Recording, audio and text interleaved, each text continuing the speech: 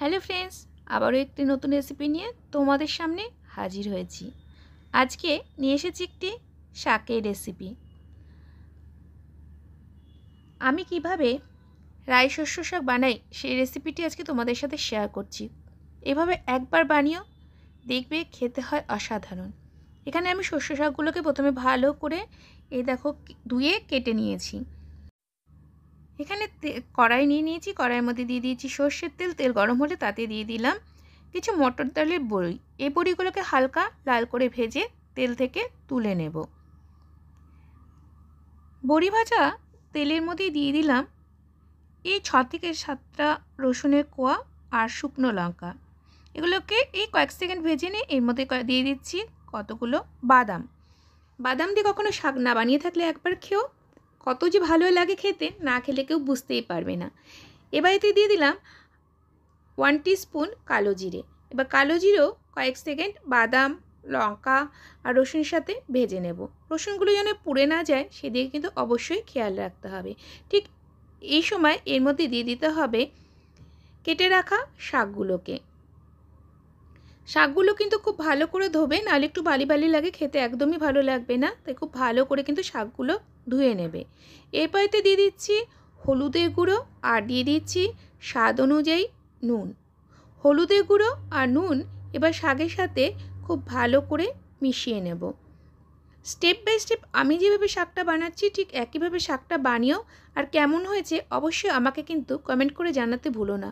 আশা করছি তোমাদের সবার কাছেই খেতে খুবই ভালো লাগবে।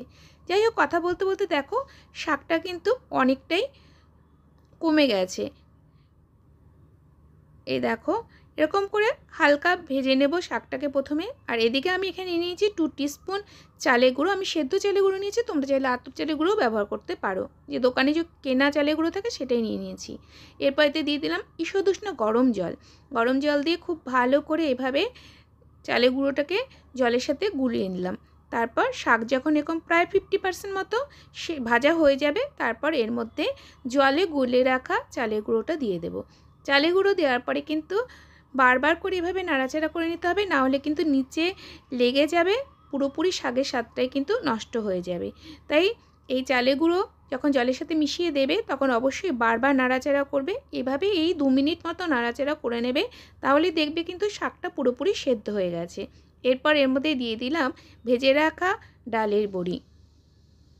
ডালের বড়ি, বাদাম, শুকনো লঙ্কা, কালো জিরে আর চাল বাটা বা চালের গুঁড়ো দিয়ে এইভাবে প্রায় আরও মিনিট 2 মতো শাকটা ভেজে নিলাম। এরপর এতে দিয়ে দিচ্ছি 1/4 টিস্পুন মতো চিনি আর দিয়ে দিলাম 1/2 টিস্পুন ঘি। চিনি আর ঘি তোমরা তোমাদের স্বাদ অনুযায়ী দেবে। এবার চিনি আর ঘিও খুব ভালো করে শাকের সাথে মিশিয়ে নিতে হবে। এভাবে যদি চালের গুঁড়ো বা চালের বাটা দিয়ে শাক তৈরি করো তাহলে কিন্তু শাকটা বেশ আঠা আঠা হয়, খেতেও ভালো লাগে আর খুব সুন্দর একটা গন্ধও হয়।